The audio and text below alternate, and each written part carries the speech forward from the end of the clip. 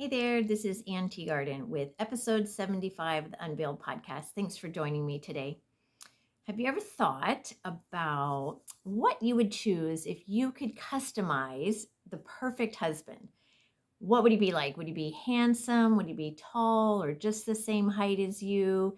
Would he be muscular, intelligent, always cleans up after himself, listens to every word you say, never forgets anything, brings you gifts and flowers, gives back rubs, makes plenty of money, loves your hobbies, helps with the housework, wonderful father, doesn't snore, and never embarrasses you, reads his Bible every day, loves God, loves his family, loves people, can fix anything, and never, ever says the wrong thing. Can you imagine? It's a pretty tall order.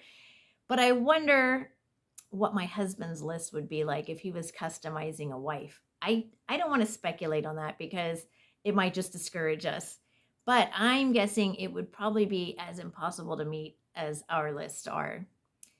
None of those things that I listed were bad or wrong. It's just hard to find all of that in one person. And if we did, all the men would kind of be the same, right? And how would we ever choose one for us? I don't know if you've ever seen this movie. I love it. It's called The Matchbreaker. And I think I've mentioned it before, but one of the storylines in the movie is this guy that has been totally in love with this girl since he was 8 years old and fantasized that she's just the perfect girl for him. She moved away when he was a little older than that, and he's never seen her since, but he just can't fall in love with anyone else because she was the perfect match for him. Well, she actually comes back into his life and he can't believe his luck. And then he realizes pretty quickly as he's getting to know her that she is not perfect. She's very messy. She cracks her knuckles. She chews ice. She likes vampire movies, among other things that he just really doesn't like. And his vision of this perfect girl is shattered. And after a while, all he can see are the imperfections. But thankfully, his sister and friend help him see he's focusing on the wrong things, only the negative. But how often do we do that? We married our husbands because of all the things we loved about them. And then the not as lovable things begin to bug us. And after a while, if we're not careful, we can begin focusing only on the negatives or mostly on the negatives. But here's the real danger. If we focus mostly on the negative, then we can get fixated on trying to change all of those items and seeking to mold our husbands into the perfect guy. I know we would probably never admit that. If I asked you, do you want your husband to be perfect? You'd say no, because I know that they can't be perfect. But if we're really honest, are we trying to make them more perfect or closer to perfect or what we want them to be? Do we think our life would be better if we could just change those things that really bug us? But is that realistic? Now, that's not to say you haven't been truly, genuinely hurt by your husband at some point. I'm sure you have. And I can almost guarantee that at some point or other, we have genuinely hurt our husbands as well, even if it was unintentional. But many of the things that we dislike about our spouses are simply their personalities or preferences that we have that's different than theirs, things that we can't change. And because we can't change them, we can't control them, that's part of our frustration. So we have a choice. We can try to fix them, we can try to change them, we can correct them constantly and remain frustrated, or we can choose to accept who they are and what they do. We can take the good with the not as good. We can also ask God to help us see the positive things about those things that drive us crazy. Okay. God may be able to change us. Like, okay, they're really frugal, but at least we're not going hungry.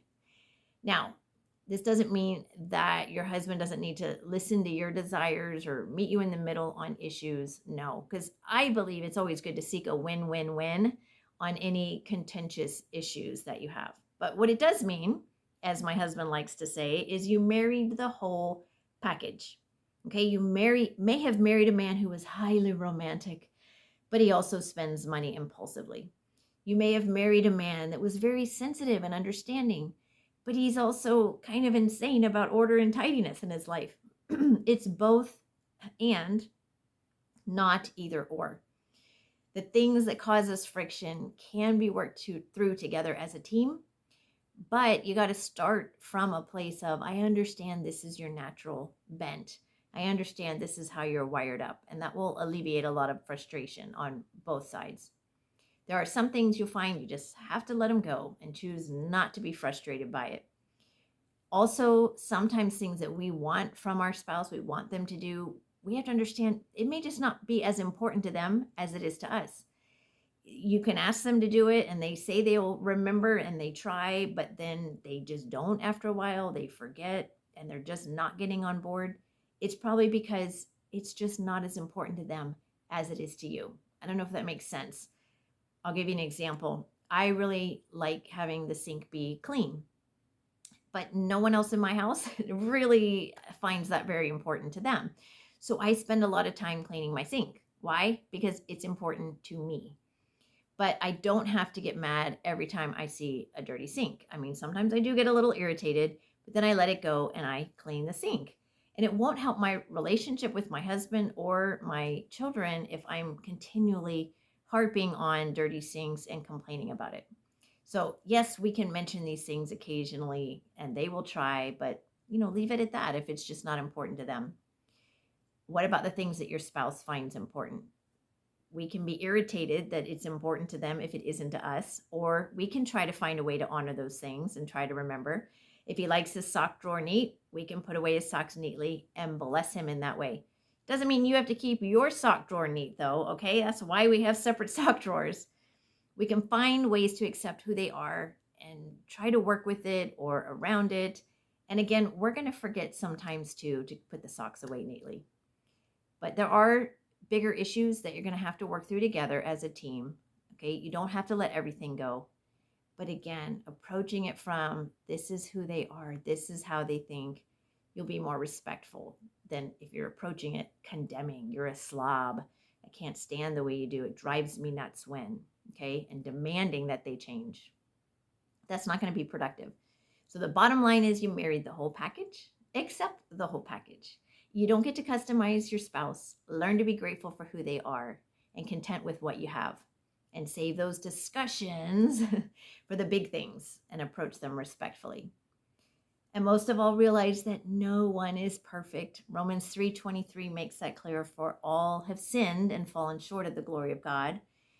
So some of it is sin and some of it is just how we're made. But that includes us and our husbands. We're not perfect either. I love the Bible's advice, though. 1 Peter 4:8 says, above all, love each other deeply because love covers over a multitude of sins. The old saying, love is blind. Sometimes that's helpful. Starting from a place of deep love and respect for our husbands will cover over some of those sins or even things that aren't sins that are just mild irritations. If we start from a place, though, of self-pity or hurt or hatred, it's going to stir up conflict and separation. So where's your starting point? 1 Corinthians 3:12-13 gives similar advice. Therefore, as God's chosen people, holy and dearly loved, clothe yourselves with compassion, kindness, humility, gentleness, and patience. Bear with each other and forgive one another if any of you has a grievance against someone. Forgive as the Lord forgave you. And over all these virtues, put on love, which binds them together in perfect unity. That's what accepting the whole package looks like. It's bearing with one another in love. It's forgiving your grievances against each other because God has forgiven us. It's putting on love to bind us together in unity, because unity is the key to a good marriage. So this week, when you are tempted to be irritated by your spouse or correct him or try to change him or even complain to your girlfriend about your husband, stop and think, I married the whole package. I will accept the good with the not as good. Now, I don't know this for sure, but I have a sneaking suspicion that even if I had custom made my husband, I'd probably still find something to complain about. After all, no one is perfect and no marriage is perfect. So we can choose contentment as often as possible. It's up to us. Okay. And if we're struggling with that, we can ask God to help because He wants us to be content.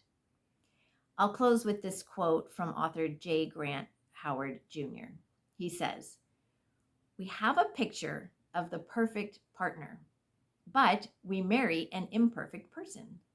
Then we have two options: tear up the picture and accept the person, or tear up the person and accept the picture." I love that. So go enjoy the package that you chose. I'm so glad my husband doesn't get mad at me every time I leave the drawers or the cabinet doors open. So if this was helpful, please leave me a comment. I'd love to hear from you, and share this video with someone else. Have a great week. Go in peace and joy.